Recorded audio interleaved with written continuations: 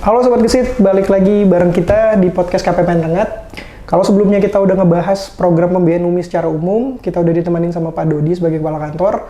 Sekarang kita kedatangan lagi nih operator atau pelaksana dari KPPN Rengat yang langsung menggeluti atau langsung terjun di bidang program pembiayaan usaha ultramikro nih. Ini ada Mbak Anissa. Mbak Anissa, apa kabar Mbak Anissa?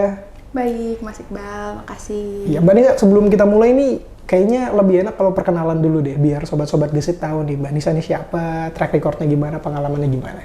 Oke, ya. Perkenalkan, nama aku Anisha. Saat ini aku adalah pelaksana di seksi bank di KPPN Rengat, yang kebetulan juga ditugaskan untuk monitoring pembiayaan UMI yang ada di lingkup KPPN Rengat. Dan aku di KPPN Rengat kurang lebih udah 1 tahun menggeluti bidang ini. Itu aja sih Mas perkenalan yang bisa aku sampaikan.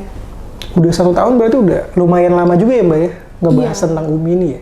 Kalau boleh tahu selama 1 tahun itu di KPPN Rengat, Mbak Anissa ngurusin masalah apa sih di program pembiayaan ultramikro ini? Kerjanya seperti apa sih Mbak?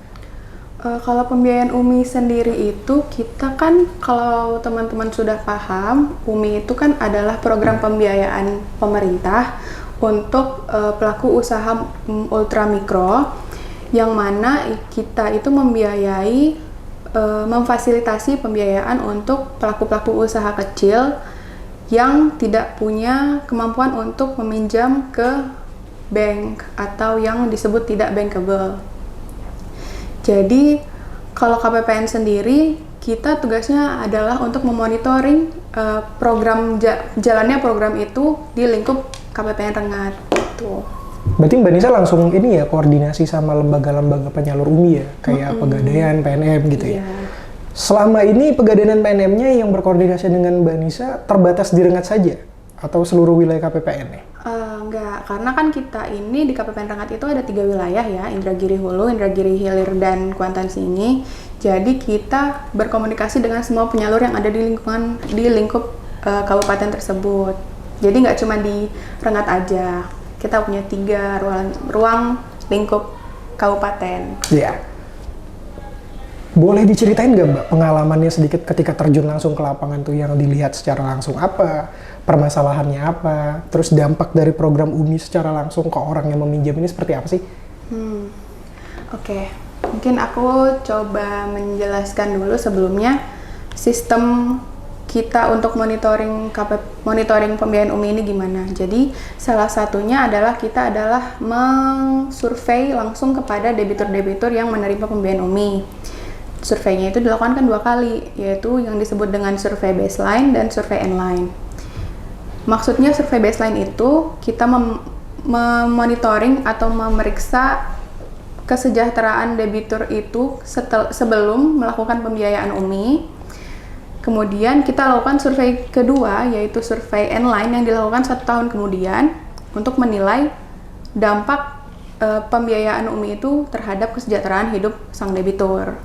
Gitu. Jadi kalau pengalaman aku selama aku memonitoring si debitur, alhamdulillah debitur-debitur yang ada di Rengat itu semuanya memiliki dampak yang cukup baik selama 1 tahun aku menggeluti bidang ini ya. Salah satunya yang aku ingat itu pengusaha sofa. Pas masih survei pertama, dia itu hanya punya lokasi itu hanya di rumahnya aja, mungkin kayak bangun sofa, terus perbaiki sofa itu cuma di wilayah rumahnya aja. Nah kemudian di survei yang kedua, kita datang lagi ke rumahnya, ternyata dia udah buka kayak tempat baru, kios gitu di samping rumahnya dia.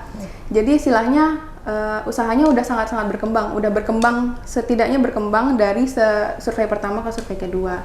Itu salah satu contoh yang kita alami. Berarti ada peningkatan nilai keekonomian ya dari jangka waktu 12 bulan itu ya? Iya, salah satunya itu sih.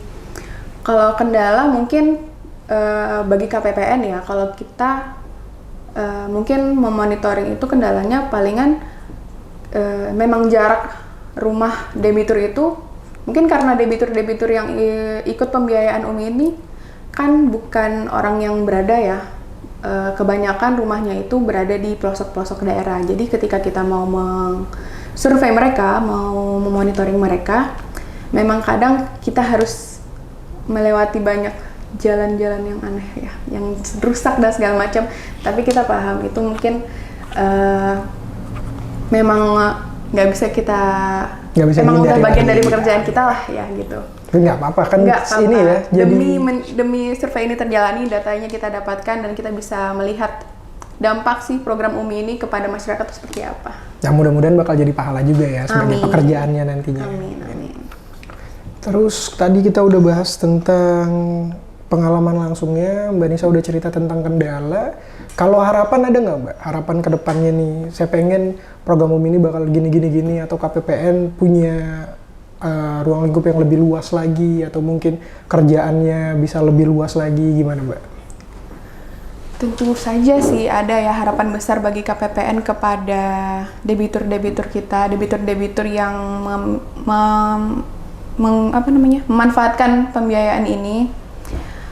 Tentu saja semoga debitur-debitur yang memanfaatkan program ini tuh bisa meningkatkan usaha mereka dari yang awalnya mikro menjadi dari yang awalnya ultra mikro setidaknya bisa jadi mikro, atau naik lagi menjadi menengah, atau setelah itu bisa nanti ikut pembiayaan yang lebih tinggi lagi yang bisa